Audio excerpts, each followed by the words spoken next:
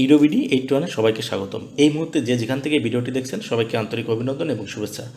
দেখুন, যারা বিদেশ যেতে চান অর্থাৎ ইউরোপে যেতে চান, তো অনেক দেশ আছে যে এখন যাওয়াটা কিন্তু একটু অনেক কঠিন হয়ে গেছে। আগে যেমন ইউরোপের অনেক দেশ ছিল যেখানে যাওয়াটা খুব সহজ ছিল এবং ভিসাগুলো খুব দ্রুত হয়ে যেত এবং ভিসার রেশিওগুলো অনেক ভালো ছিল, যেমন রোমানিয়া অনেক দ্রুত ভিসা হয়ে গেছে এবং সেখানে কিন্তু এখন যাওয়াটা অত সহজ না, এখন শর্ট আপ হয়ে গেছে।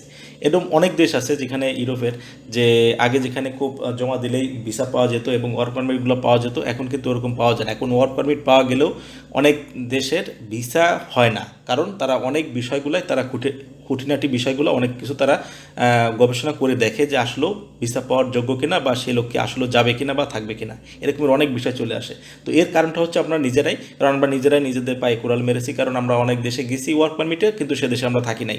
এরকমের অনেক দেশ আছে, বিশেষ করে রোমানিয়া, মাল্টা, হাঙ্গেরি, এরকমের অনেক দেশ আছে। তো এর কারণেই হচ্ছে আমাদের এই সমস্যাটা। তো তারপরে যে ভিসা হচ্ছে না তা না, এখন বর্তমান সময়ে যে আপনারা যদি ইউরোপে যেতে চান সেই হিসেবে আমি বলবো যে মধ্য ও দক্ষিণ পূর্ব ইউরোপের একটি স্থলবেষ্টিত দেশ, সেটা হচ্ছে যে বলকান উপদ্বীপের মধ্যভাগে অবস্থিত সার্বিয়া। সার্বিয়াতে এখন কিন্তু বর্তমানে ভালো পরিমাণ ভিসা হচ্ছে, এখনও ভিসার রেশিওটা ভালো অন্যান্য দেশ থেকে। তো সেই হিসেবে আমি বলবো যারা আপনারা ইউরোপে যেতে চান সেই হিসেবে আপনারা সার্বিয়া যেতে পারেন। এবং সেন্ট্রাল ইউরোপে না, এটা সার্বিয়া কিন্তু ইউরোপিয়ান ইউনিয়নের না, অর্থাৎ সেনজেনভুক্ত দেশ না, কিন্তু ইউরোপ দেশ। কিন্তু ইউরোপ দেশে গেলেই একটা কথা আপনাদের নিশ্চিত করে বলতে পারবো যে আপনারা ইউরোপের দেশে যদি যান তাহলে একদিন না একদিন আপনারা যে কোনো সেন্ট্রাল ইউরোপে যে কোনো ইউরোপ দেশেই, সেনজেনভুক্ত দেশেই আপনারা যেতে পারবেন। তো সেই হিসেবে যারা আপনারা চিন্তা ভাবনা করছেন যে আমরা ইউরোপে যাব এবং যে কোনো একটা ইউরোপ দেশে যাব, সেখানে থাকবো, সেখানে কাট করবেন, তারপরে আপনারা মুভ করবেন, সেই হিসেবে আপনারা সার্বিয়াটা বেছে নিতে পারেন।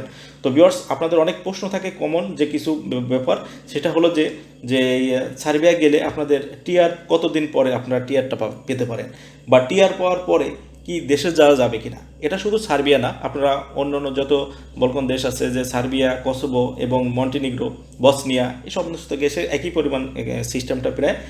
এবং টিআর পাওয়ার পরে কাজ পরিবর্তন করা যাবে কিনা, সার্বিয়ার টিআর দিয়ে কি অন্য দেশে যাওয়া যাবে কিনা, এবং কোন কোন সেক্টরে ওয়ার্ক ভিসার জন্য আবেদন করলে খুব সহজেই ওয়ার্ক পারমিটগুলো বের হয়ে যায়, এবং সে কোন কোন সেক্টরে কেমন বেতন হবে, এই সমস্ত বিষয় নিয়ে আমি এই ভিডিওতে পুরো ভিডিওতে আমি আপনাদের সাথে শেয়ার করব। তো ভিউয়ার্স, একটা কথা বলবো যে ভিডিওটি আপনারা সম্পূর্ণ দেখবেন। আর যারা আমার চ্যানেলে নতুন এসেছেন, একটা কথা বলবো যে আপনারা চ্যানেলটিকে সাবস্ক্রাইব করে রাখলে পরবর্তীতে আমি যেন কোনো এরকম রিলেটেড ভিডিও বের করি আপনারা সহজে পেয়ে যান। আর যারা আমার নিয়মিত ভিউয়ার্স আছেন তাদের অসংখ্য ধন্যবাদ সাথে থাকার জন্য। দেখুন, আমরা যে সার্বিয়া, সেটা হচ্ছে যে বর্তমান যে মধ্য ও দক্ষিণ পূর্ব ইউরোপের একটি স্থলবেষ্টিত দেশ। পালনীয় সমভূমির দক্ষিণ অংশে বলকান উপদ্বীপের মধ্যভাগে অবস্থিত। তো দেশটির উত্তরে হাঙ্গেরি, উত্তর পূর্বে রোমানিয়া, দক্ষিণ পূর্বে বুলগেরিয়া, দক্ষিণে উত্তর মেসিডোনিয়া, ক্রোয়েশিয়া ও বসনিয়া হার্জেগোভিনা, পশ্চিমে মন্টিনিগ্রো। এ দেশটিতে টোটাল লোকসংখ্যা আছে 71,49,077 জন। এ দেশটির এরিয়া 77,474 বর্গ কিলোমিটার। সার্বিয়ার যে কারেন্সি, সার্বিয়ার কারেন্সি আছে যে সার্বিয়ান দিনার, এবং রাজধানী হচ্ছে বেলগ্রেড। এখন সার্বিয়া সম্পর্কে আমাদের যে বিষয়টা আপনারা অনেকেই প্রশ্ন করেন বা জানতে চান যে সার্বিয়া কোন কাজের জন্য আসলে ভালো হবে। তো দেখুন বস, সার্বিয়া আপনারা যে কাজের জন্য আসলে, এখানে কাজের যে অ্যাভেলেবেল যেগুলো আছে সেগুলো হচ্ছে হোটেল, রেস্টুরেন্ট, এরপর হচ্ছে কনস্ট্রাকশনের কাজ, এরপর হচ্ছে ড্রাইভিংয়ের কিছু কাজ আছে এবং কৃষিকাজ। তো আপনারা এর ভিতরে ফ্যাক্টরির কাজ আছে। তো দেখুন, আপনারা যেই কাজে আসবেন এখানে সবচেয়ে বেটার হয় যদি আপনারা যেই কাজটা জানেন ওই হিসেবে আপনাদের ওয়ার্ক পারমিটের জন্য আপনারা জমা দিবেন। তো আপনারা যে কাজ জানেন সেই বিষয়েও আপনারা যার মাধ্যমে আসবেন, সেই এজেন্সি বা যাই হোক, তাকে বলবেন যে আমি এই কাজ জানি, আমার এই কাজের ভিতরে দিবেন। তবে একটা কথা আপনাদের মনে রাখা দরকার, আপনারা যেই দেশেই আসেন না কেন, ইউরোপের যে কোনো দেশে আসেন, কিন্তু আপনাদের অবশ্যই একটা কথা মাথায় রাখবেন, আপনারা কখনো সাপ্লাই কোম্পানি হয়ে আসবেন না। কারণ সাপ্লাই কোম্পানি হয়ে যারা আসে, দেখুন এখন কিন্তু ভালো ভালো কোম্পানিতে যেগুলা ভিসা যেগুলো রিজেক্ট হয়, সেগুলো কিন্তু অধিকাংশই সাপ্লাই কোম্পানি দেখলেই কিন্তু ভিসাগুলো রিজেক্ট করতেছে। তো এই কারণে যেগুলো মানে কোম্পানি ডিরেক্ট কোম্পানি, সেই ডাইরেক্ট কোম্পানি যদি হয় এবং তার কাগজপত্র যদি ঠিক থাকে ওয়ার্ক পারমিটটা, তাহলে কিন্তু ভিসাগুলো দিয়ে দেয়। তো এই জন্য ভিসার রেশিও কিন্তু 100% নেই, কোনো দেশেই এখন ভিসা কিন্তু 100% নেই। আগে যেমন রোমানিয়ার ভিসা অনেক ভালো ছিল, তো সেইভাবে এখন সার্বিয়াতেও কিন্তু ভিসার রেশিও হচ্ছে, তবে সেটা কিন্তু 100% না। সেখানে আপনার এখন ভিসা রেশিও আছে 60% হিসাবে ধরা যায়, 55 থেকে 60% ভিসা হয় ওয়ার্ক পারমিট দিয়ে, তারা ভিসাগুলো দিয়ে দেয়। কিন্তু এই যে দেয়, বাদ যায় তাহলে কোনগুলো বাদ যায়, সেগুলো যেগুলো কোম্পানির সাথে যোগাযোগ করে তারা সঠিক কোম্পানিকে খুঁজে পায় না, এবং যেগুলো সাপ্লাই কোম্পানি দেখে, তো যেই কোম্পানি ডিরেক্ট কোম্পানি, সেই কোম্পানির লোক লাগবে, সেই হিসেবে তারা আবেদন করে যে আমার এই লোকটাকে আমি নিতে চাই, আমি এই লোকটাকে আমি হায়ার করব। তখন যদি দেখে যে হ্যাঁ এইটা কোম্পানি আছে, এটা ভালো এই নাম আছে, তারা সরকারকে যথাসময়ে ট্যাক্স দেয়, সব নিয়মকানুন মেনে চলে, তাহলে সেই লোক লাগে তারা অবশ্যই সেগুলো দিয়ে দেয় অনুমতি, কারণ তার ভরণ পোষণ সেই কোম্পানি নিচ্ছে, তাদের ভিসা দিতে তো সমস্যা নাই। তো আপনারা এটা মাথায় রাখবেন যে সাপ্লাই কোম্পানিকে আপনারা আসতে চাইবেন না। আর সাপ্লাই কোম্পানিতে যারা আসে, যারা চলেও আসে, ভিসা পেয়ে যায়, তাদের আসলে কিন্তু কাজের অনেক সমস্যা হয়। দেখা গেছে আজ ইজগা পাঠালো, কালকে অমুক জায়গায় পাঠালো, এরকমের এক এক জায়গায় তাদের পাঠানো হয় এবং বেতনগুলো ওখানে অনেক কম পাওয়া যায়। তো যাই হোক, সুযোগ সুবিধাও অনেক কম থাকে। তো সাপ্লাই কোম্পানি হয়ে আপনারা আসবেন না, আপনারা চাইবেন আপনার ডিরেক্ট কোম্পানি দিয়ে আসবেন। তো কতদিনের ভিতরে ভিসা ওয়ার্ক পারমিটগুলো বের হয়? সাধারণত জমা দেওয়ার এই বর্তমান সার্বিয়াতে জমা দেওয়ার 1.5 থেকে 2 মাসের ভিতরেই ওয়ার্ক পারমিটগুলো বের হয়ে যায়। এখন অনেকেই বলেন যে আমি 6 মাস জমা দিয়েছি বা 3 মাস পার হয়ে গেছে, 4 মাস পার হয়ে গেছে, আমার ওয়ার্ক পারমিট বের হচ্ছে না। এখন দেখুন, এখানে মেন কথা হলো কি, যে আপনার যে কোম্পানির মাধ্যমে আপনি দিয়েছেন বা যে লোকের মাধ্যমে দিয়েছেন, সে যদি আবেদন না করে, দেখা যায় যে এরা কি করে, যে এই যে একজনের কাছ থেকে দুজনের কাছ থেকে এরকম নিতে থাকে, একসাথে একটা গ্রুপ করে তারপরে কিন্তু তারা সাবমিট করে ফাইলগুলা।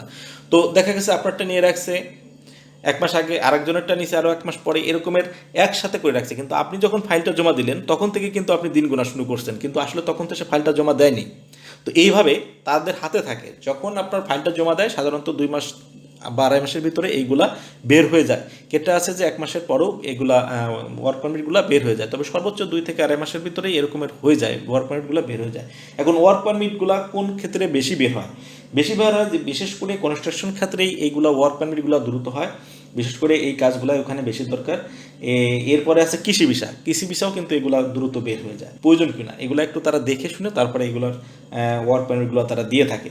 হোটেল রেস্টুরেন্টের কাজ এখানেও লোক লাগে এবং এখানেও কিন্তু তার ওয়ার্ক পারমিট বের হয়। তো দেখুন, সব মিলে আমি মনে করি যে ওয়ার্ক পারমিটটা 2 মাস থেকে 2.5 মাসের ভিতরেই ওয়ার্ক পারমিটটা বের হয়ে যায়।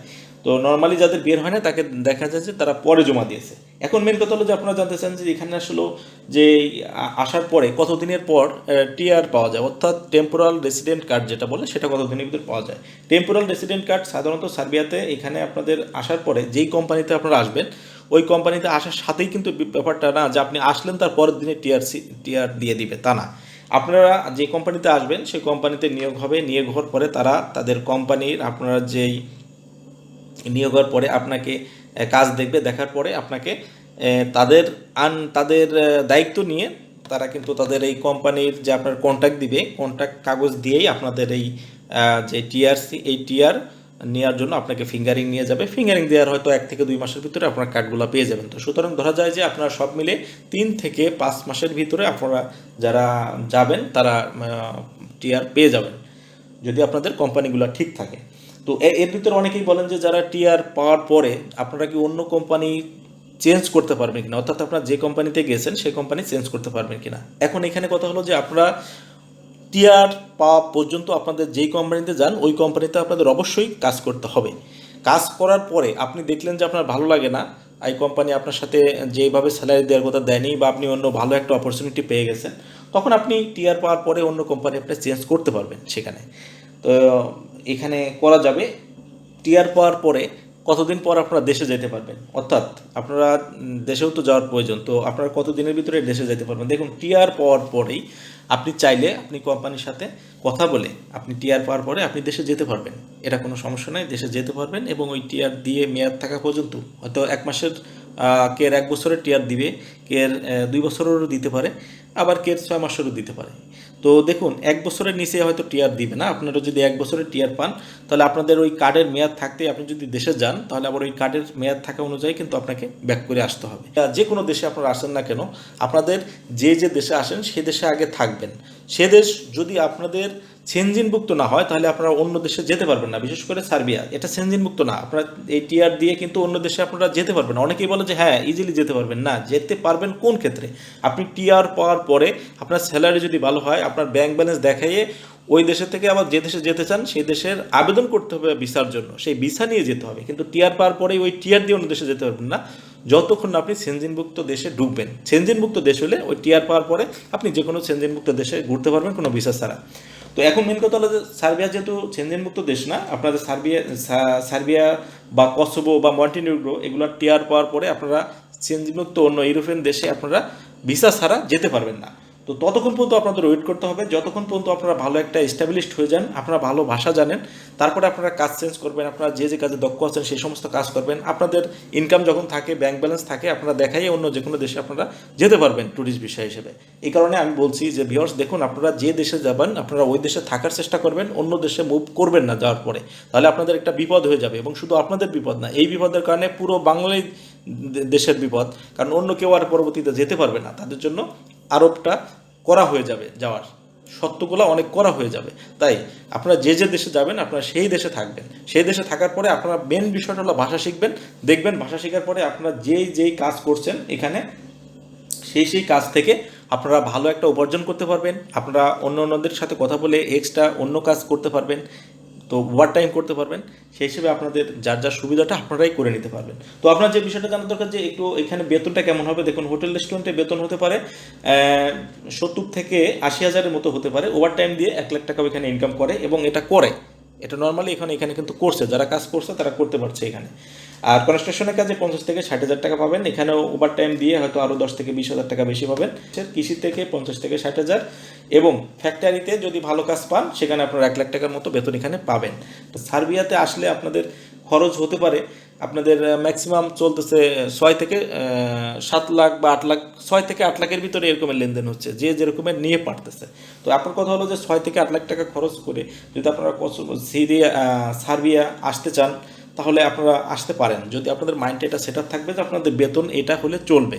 আর যদি আপনারা চিন্তা করেন না এই টাকা খরচ করে আপনি ওই দেশে যাবো, যার সাথে অন্য দেশে সেনজেনভুক্ত দেশে ঢুকবেন, তাহলে আপনাদের জন্য বিপদ হতে পারে। তাই এখানে আমি যে জিনিসটা বললাম যে আপনারা এসে এখানে টিআর পাওয়ার পরে চিন্তা ভাবনা করবেন যে আপনারা অন্য দেশে ঢুকবেন। অবশ্যই যদি আপনারা একটা কথা বলি যে আপনারা যদি ইউরোপ দেশে আসেন, যে কোনো দেশে আসেন, সেটা সেনজেনভুক্ত না হোক, একদিন না একদিন অবশ্যই আপনারা সেনজেনভুক্ত দেশে ঢুকতে পারবেন, তবে একটু সময়ের ব্যাপার। তাই একটু ধৈর্য ধরুন, ওই দেশে আসুন, মাইন্ডটা সেট আপ করে আসুন যে আমি কম খাই কিন্তু আমার লিগ্যালভাবে যাই, আপনার কোনো সমস্যা না হয়, আপনার পরিবারের কোনো সমস্যা নয়। তাই ভিউয়ার্স এই ভিডিওতে এই কথাগুলো আপনার সাথে বলার ছিল। তো ভিউয়ার্স আশা করি যদি আপনারা আর কোনো কিছু জানতে চান আমার ভিডিওর কমেন্ট বক্সে কমেন্ট করবেন, আমি সেই বিষয়ে উত্তর দেওয়ার চেষ্টা করবো। তো ভিউয়ার্স আজ এই পর্যন্তই, কথা হবে অন্য কোনো ভিডিওতে অন্য কোনো বিষয়ে। সে পর্যন্ত সবাই সুস্থ থাকবেন, ভালো থাকবেন, আল্লাহ হাফেজ।